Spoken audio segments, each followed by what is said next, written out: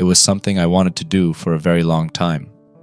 I finally got the opportunity and I jumped at it. If I had only known. The place I went to is open to the public and you can pay for a guided or self-guided tour of the entire grounds. And believe me, the place is huge.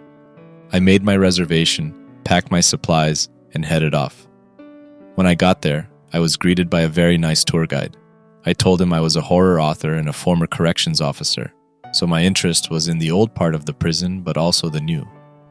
He was very helpful in pointing out where I would want to go for each of my interests. I marked spots on my map for what kind of pictures I would be able to take, then planned out my route. He made me sign in on a clipboard with an empty space for signing out. "Do you ever lose anybody?" I said jokingly. He laughed, but it seemed more nervous than genuine. "Oh, you might be surprised." I thanked him and turned to leave, but he gave me one more warning. "The building's marked in black," he said, looking somewhat ashen. "Don't go in those. Don't even go near them." "Why?" He hesitated. "You don't want to know," he said with a hitch. "Let's just say it's dangerous." I walked away from that rather cryptic answer and started my tour. The first building was amazing. It looked more like a French chalet than a prison building. It was made of stone and looked like it was nearly new. I could easily picture this building standing for another 100 years or more. I pulled out my camera and cell phone and started taking pictures. I used the phone for basic pictures, but the camera was set up for making pictures look creepy.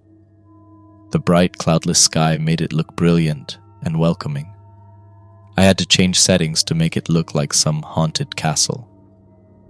As I stepped in, out of the blazing sun, the interior reminded me of a dance hall.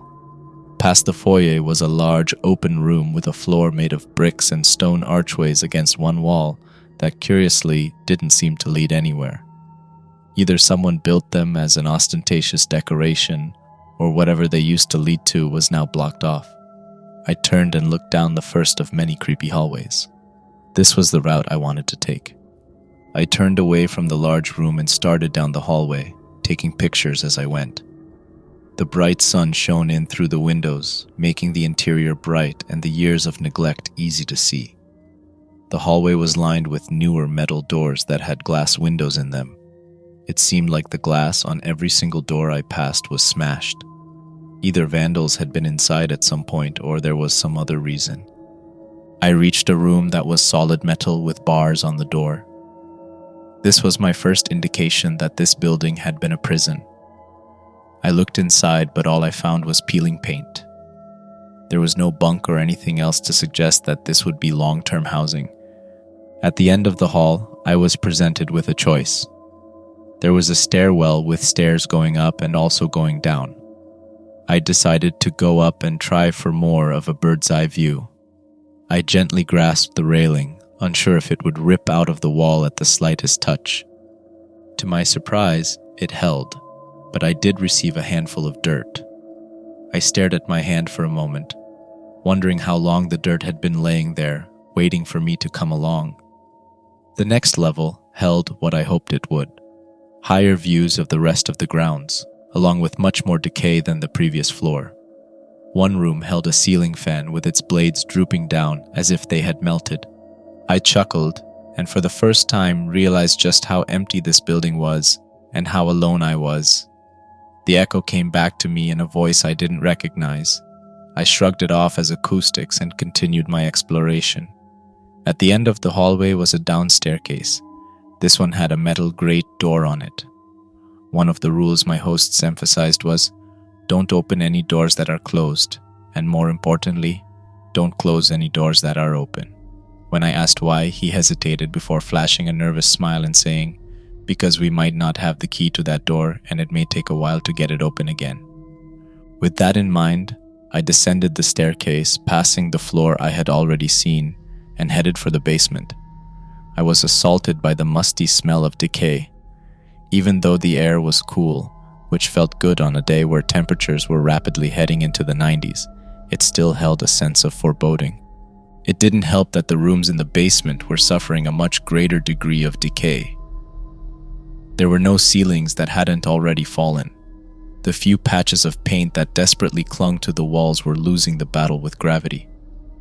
The light was in short supply due to there being fewer windows, and as I turned a corner, I was plunged into total darkness. My breath caught in my throat for a moment as I fumbled for my flashlight. The light should have been a comfort, but the circle of light seemed as though it was surrounded by darkness that was closing in, threatening to smother it. I took my first few hesitant steps into this darkness-infested hallway when my light flashed upon a disturbing sight. Red letters painted on the wall showed a one-word message that was chilling. It said, "Help." Whether this was here from the original days or the left behind of a vandal was unclear. It was also unclear if the person was asking for or offering help. In either case, I left the cryptic message behind and continued my exploration. As I walked down the hallway, a gust of cool air caught my attention. I turned and saw a long hallway with no light and no doors. Attached to the wall was a series of pipes.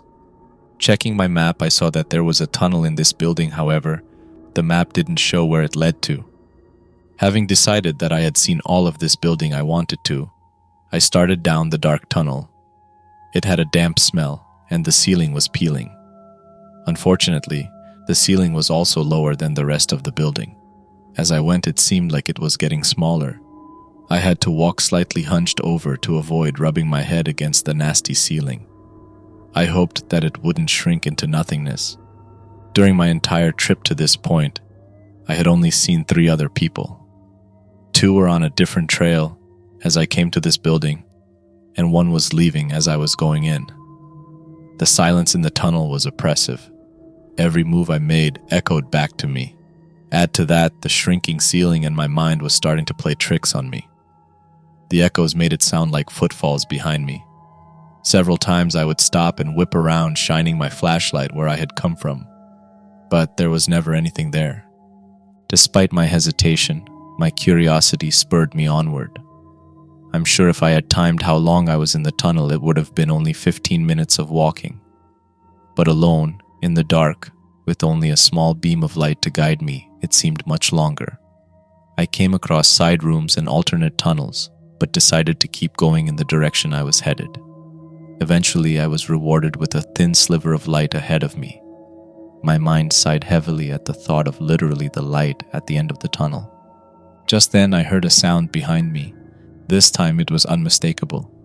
I knew it wasn't the echo of my footsteps because I was standing still. It sounded like someone had dropped a rock. I shone my light back into the tunnel and couldn't see anything, including the rock. The hairs on the back of my neck stood on end as I turned and started toward the light with a little more zip in my step. It didn't take long for the end of the tunnel to appear. I ended up in a laundry room of all places. The industrial washers and dryers all had the glass broken out of them. The room was brightly lit, and on the far side was an awesome sight. Outside, I stepped into the hot, bright air and breathed a sigh of relief. It was short-lived as I began to sweat and stopped to take a long drink from one of my water bottles. As I drank, I surveyed the area, and nothing about it seemed familiar. I put my water bottle away and took out the map. I studied the shapes of the buildings around me and found I had walked nearly the entire length of the property. I had started out at the southernmost border and was now almost to the northernmost. I shook my head in astonishment and then decided which of the buildings to enter next. The mess hall was to my left, and I wanted pictures for my current ghostwriting assignment, so left I went.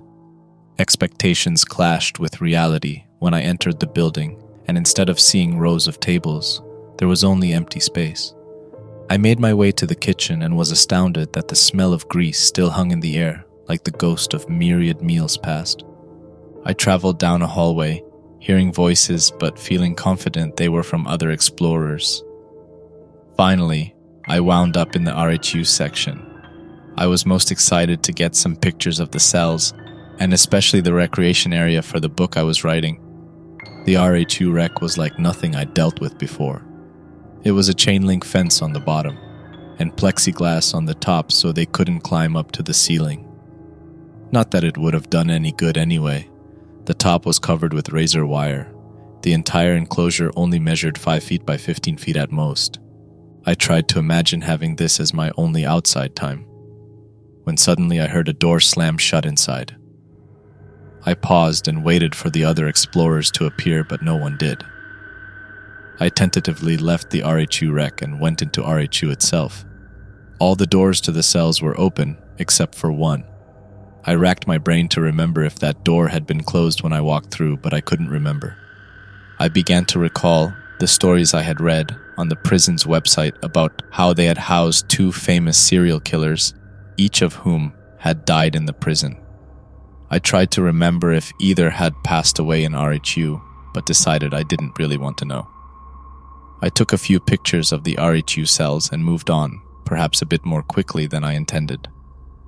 The next building I entered looked like it was just hallways full of rooms for lower security inmates. There were no bars on the doors or windows.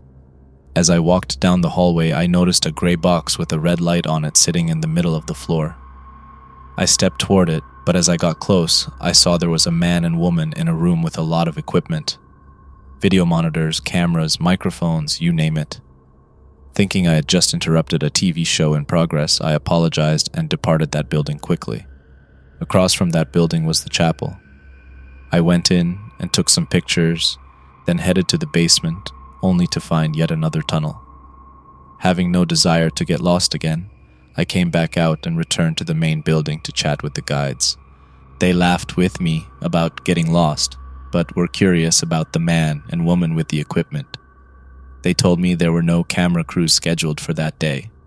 In fact, they told me they didn't remember a man and woman carrying in a bunch of equipment. I eyed them dubiously, wondering if this was a joke, a misunderstanding, or something else. They did tell me that the building I had seen them in was the one that most paranormal researchers gravitated towards. Not wanting to delve any further down that particular rabbit hole, I asked about the remaining buildings I hadn't been in yet. They pointed out where I would want to go for modern pictures and for the building that had medical equipment in it. They also pointed out the morgue. All of these buildings were on the same path, so I thanked them and started out fresh. The first building I went to was one of the newer cell blocks, Cell Block D. It had been built around 30 years ago and was the prototype for the new prisons being built in the state at the time. When I walked in, I immediately felt more at ease with the newer design. It reminded me of the prison I used to work in, only on a larger scale. The block itself was shaped like a giant triangle, with the day room being in the middle of all the rows of cells. I took lots of pictures of the general area and even the cells themselves. The tables had been removed from the day areas and, strangely enough, the toilets and sinks were gone from each cell. I found that odd because who takes all the toilets out of an abandoned prison? As I was taking pictures, two other explorers came into the block.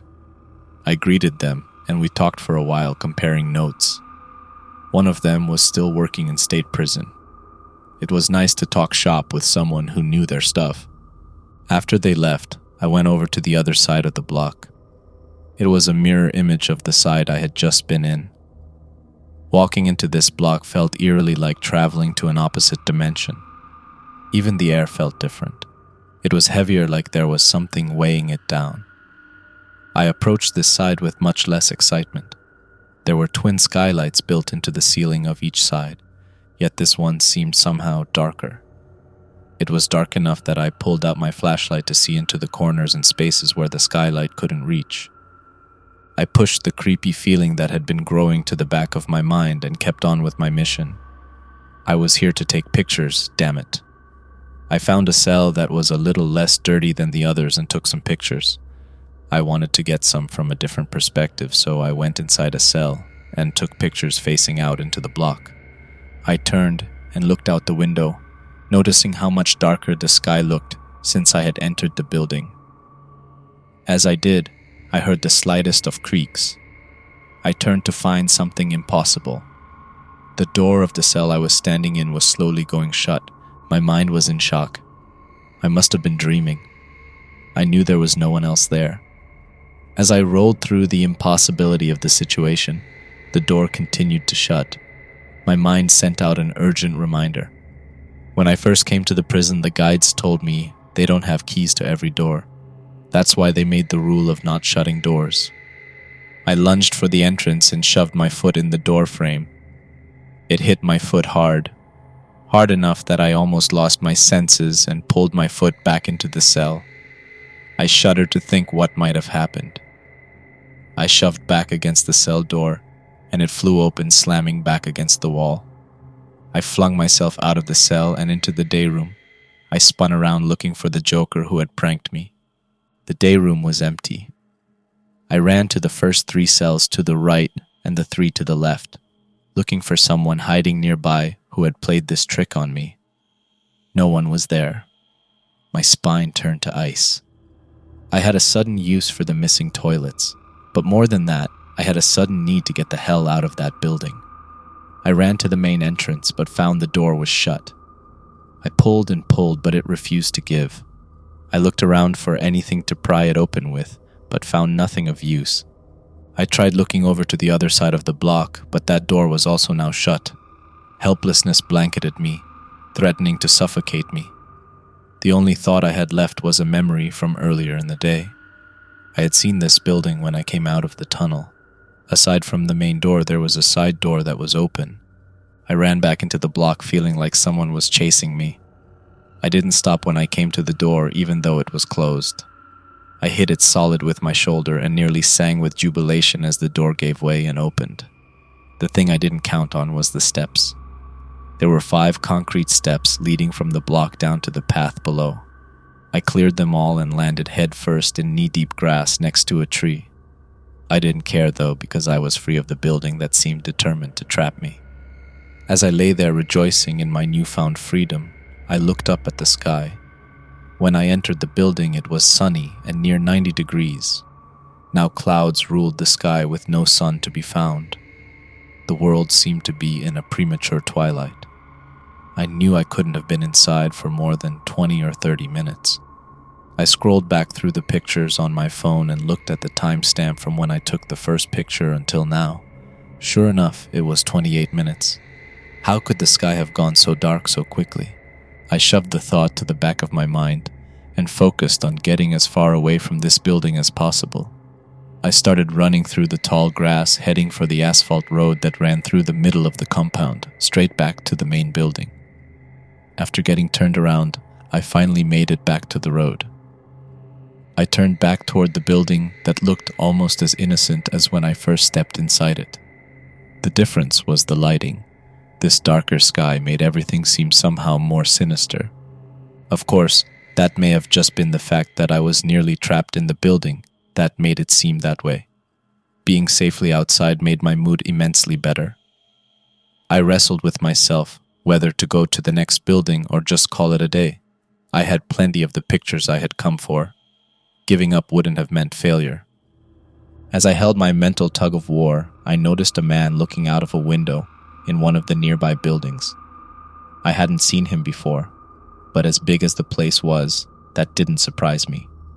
I smiled and waved at him. He didn't smile back. He didn't wave back. He just kept staring. That made my mind up for me. I headed for the last building on my list just to walk in the opposite direction of my new friend. This last building was the one I was most anticipating. It was the building that held the old morgue. The creepy factor was dialed up to 11 for this building. I went in and looked around on the first floor. There were several examining room tables and some patient chairs that looked awesome. Getting pictures of them made my trip complete. The bonus was going to be getting shots of the morgue. I went downstairs and followed the hallway to the end where the morgue was supposed to be. But instead of an empty room, there were lots of people. Probably over a dozen standing around trying to see what was happening. I craned my neck as well. Someone up front was talking. I could hear them, but they were muffled and I couldn't really make out what they were saying. The curious crowd formed a solid barrier that prevented me from seeing what was happening at the front.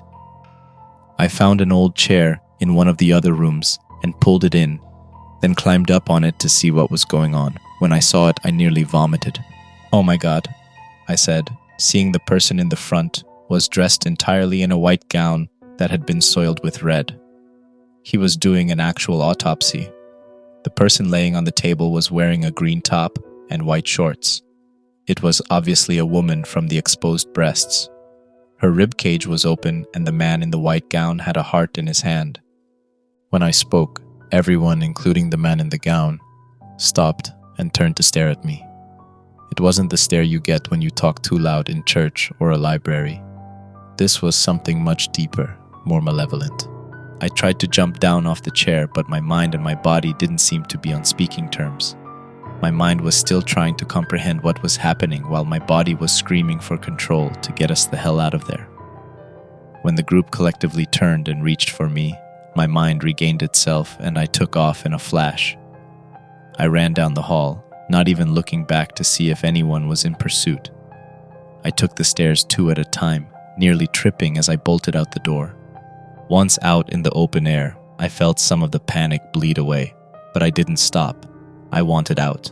I had enough pictures, and even if I didn't, I knew it was time to go. I ran down the trail only to skid to a stop. The man who had stared at me through the window was now blocking my path. He wasn't doing anything more than standing there staring at me, but I didn't want anything to do with him. I shot over to another path, running full speed, trying desperately to keep my backpack from falling off. I made the turn to cut between 2 buildings when I saw the man standing there again blocking my path. It wasn't possible for him to get here before me, let alone just standing there as if he was waiting for me, not even breathing hard. Panic fueled my steps as I raced toward another path. This was the only other way to reach the main building and escape. Once again, the man stood in the middle of the path, blocking it. I paused for a moment to catch my breath. The man made no move toward me. He merely stood there. I turned and saw the people from the morgue pursuing me. This was it. I had no choice. I ran straight at the man. He didn't move. I lowered my shoulder to ram into him. But when I reached the point of contact, there was nothing there. I felt cold for an instant, and then I was on the other side of him. I nearly stumbled, but regained myself and kept running. I could see the main building, and nothing else mattered. Out of the corner of my eye, I saw some of the morgue people running down other paths, trying to get ahead of me. I kept running as fast as self-preservation would carry me. At the end of my life and death race, I burst through the door and ran into the building. I didn't know what I was going to say to the guides, if I would chew them out for their deadly game or if I would tell them to run. In the end, the choice was made for me. The reception room was empty. Not only was it empty, but it was also deserted, just like the rest of the prison. I picked up one of the maps they had given me just this morning, and it crumbled in my hand as though it was ancient. I didn't take more than a fleeting moment to ponder this before I heard the back door. I ran out the front toward the parking lot. It was empty. Only my car remained. This morning, not 5 hours ago, the lot had been full with over a dozen cars. Now not a single one remained. This was yet another question that would wait until later. I jumped in my car and drove out of there at breakneck speed. It wasn't until miles down the road that I slowed to the speed limit on my way home. Things haven't been the same ever since I visited the prison. Everything's different. My house looks like my house, but it doesn't feel the same. It's like that feeling of being watched, that constant being on edge that I just can't shake. Days later, I'm still trying to figure out what happened. I looked up the website for the prison, but it was gone as if it never existed. I tried many times to build up the courage to drive past the prison and see if it was still there. I know it wasn't a dream. I still have the pictures on my phone. I tried asking people online if they knew anything about this old prison or the phenomenon. No one answered. I posted some of my pictures on a social media site asking if anyone has ever been to this place, but they never get a single view. I don't know if anyone will even read this, but I must post it to warn others away, or at least tell them to be very careful where they go if they visit that prison if it still exists. Only this morning did I finally get a response from someone. They refused to identify themselves but left me a message. It read, "Go back the way you came." It took me a while to comprehend what my mysterious helper was saying. It took me even longer to face my fear and realize the truth. I had no desire to return to the prison, but I knew I didn't belong here. I gathered my supplies and my courage and then headed back to the prison. When I arrived, it was just as empty as when I left. I pulled out my map and mentally marked the best and quickest route to get back to cell block D. I slipped inside the main building as quietly as possible before sneaking out the back door and into the prison compound. I looked for anyone creeping around before starting on my direct route back to D block. I stuck to the shadows as much as possible. The diminished daylight helped me this time around. I was nearly halfway there before the man appeared in front of me. I tried the same bum's rush that had worked the last time, but he was ready for it. As I passed through him, he grabbed my backpack and stopped me in my tracks. Before I knew it, I was being dragged backward away from D block. He dragged me into RHU and threw me in a cell. For a long time, he sat and watched me. I sat on the bunk curled up in the corner trying not to go to sleep when I heard something. It was the banging in another cell. I jumped up and ran to my cell door. "Hello?" I yelled. "Hello?" they answered. "Are you stuck here too?" I said. "That depends," they said. "On what? Are you human or one of those things?" I chuckled. "I'm human. I guess I got pulled over to the other side when I was in D block." "Yeah. Did you get pulled through right before me?" "Seems like." "What about your friend?" "We got separated. I haven't seen her." "Remind me of what she was wearing," I said, having a terrible thought. "She had on a pastel green top and white shorts. Why?" I hung my head. "I'm sorry, but I know exactly where she is." "Where?" they said slowly. "In the morgue. They were performing an autopsy on her." Silence hung heavy in the air, punctuated by an occasional sniffle. "Are you sure?" "That's what the woman was wearing when the man—" "Okay," they said. "I don't want to hear any more." For a long time, I didn't say anything. "I didn't get your name before," she said eventually. "It's Mike. What's yours?" "Celia," she said. "Nice to meet you, Mike." "Same. I just wish it wasn't here." "At least it took them a while to find you," she said. "I left. I was gone, off the property." "Then why in hell would you come back?" I explained about the site being gone and the cryptic response I got. "I think we're not in our own world, and I think the only way back is through D block." "Wow," she said after a few moments. "That's a lot to think about." "I have a plan," I said. "Have they been feeding you?" "Yes, they come around 3 times a day, just like in a prison." "I wonder if that's what they are. Guards that have somehow become attached to this place. Like us." "Yeah, but not for long. They should be around soon," she said. "Let's hope your plan works. Just be ready to go at a moment's notice." A little over an hour later, my pie hatch opened and a sandwich was shoved through. The man looked at me and then went on his way. 5 minutes later, I dug into my bag and pulled out a thin metal wedge with one end covered in duct tape. I pressed it against the cell door lock, pulled out a hammer, and hit the wedge into the lock. It popped open. I went to Celia's cell as quietly as possible and handed her the wedge and hammer. Soon she was free as well. She handed me back my tools as we made our way out of RHU and started towards D block, blending into the shadows as we went. As we approached the front door, something didn't feel right. I opened the door with no problem. "I don't think this is the right way," I said, holding the door. "What other way is there?" "Go back the way you came," I said. "That's what the message said." "So this is the way we came." "But it's not," I said. "I came out through the side door. I think we have to go that way." I started toward the side door, but she blocked my path. "That's not the right way," she said. "Okay," I said slowly. "We'll try it your way." I followed her in through the front door. "So how did it happen for you?" she said. "I was on the left side of the block when I met you and your friend, then went over to the right side. As soon as I did, I could feel a difference." "Then the portal should be right here in the main reception area," she said, looking around. I watched as she held her arms out in front of her, waving them around like she was hoping to catch them on some invisible string that would magically open a portal. "It doesn't seem to be working," she said. "I have one more theory to test," I said. "Come with me." We went back to the left side of the block. "I was in this cell when something strange happened," I said, stepping in the cell. She followed me in as I felt along the walls toward the door. I jumped back out of the cell and slammed the door, leaving her inside. "What are you doing?" she said. "It's a surprise," I said. "Just hold on here, I'll be right back." I went back through the front door and around to the side door I had escaped from. One tug on the door and it opened easily. I stepped inside and was greeted by the same oppressive feeling as before. The air seemed heavy with anticipation.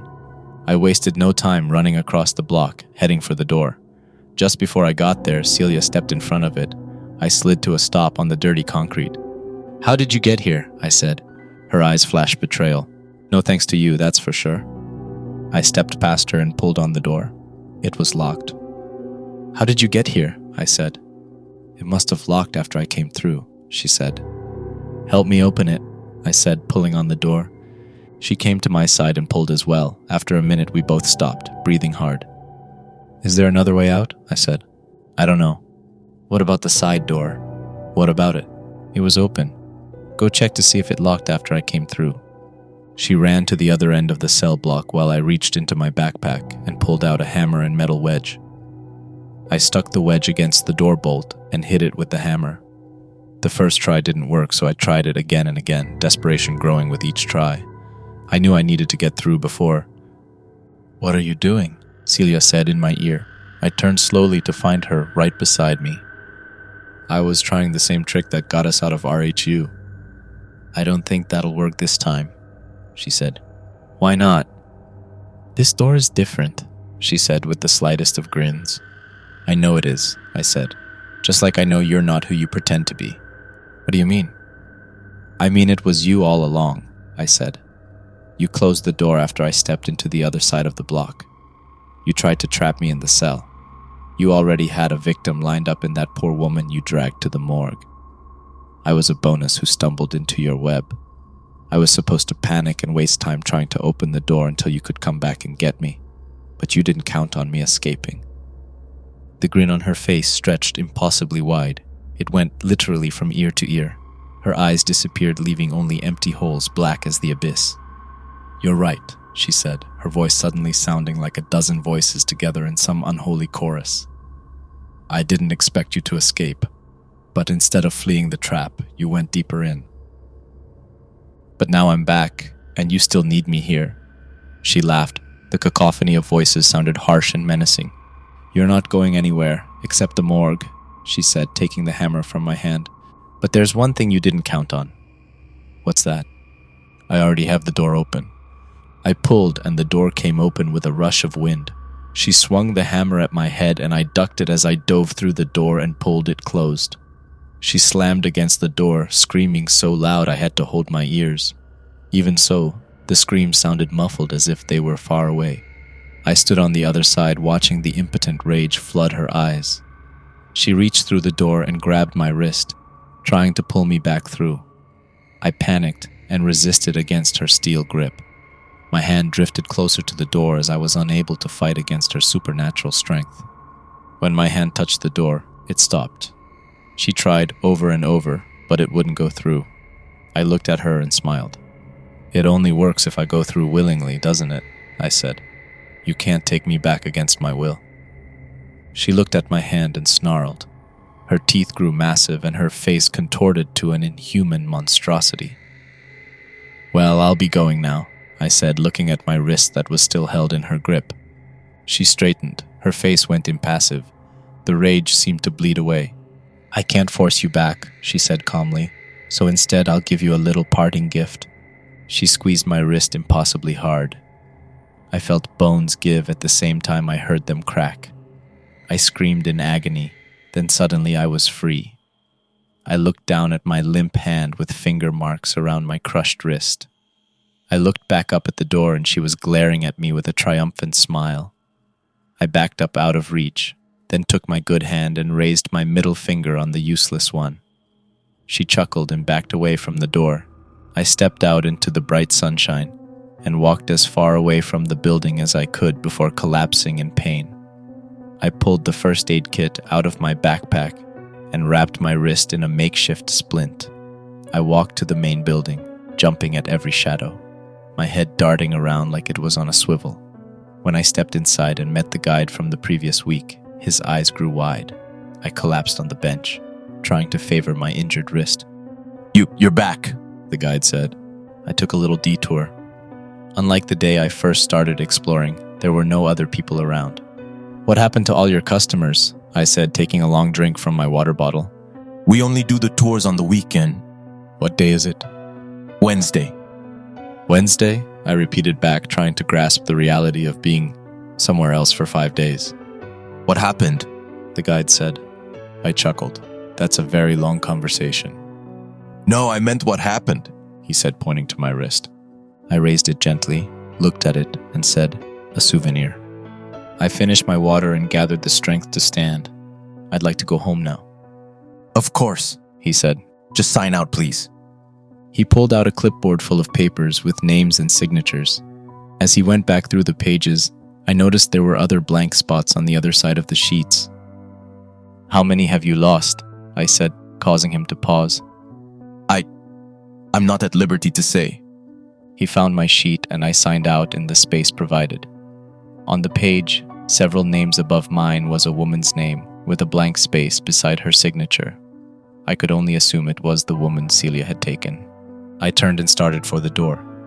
You're the only one to make it back. I turned and looked at him, but he acted like he hadn't said anything. I stepped out into the bright sunshine and shielded my eyes as I looked for my car. It was right where I had left it. 5 other cars sat in the parking lot. I wondered which one belonged to the woman who wouldn't be coming back. I'm posting this story here as a warning. Sometimes places are abandoned for a good reason.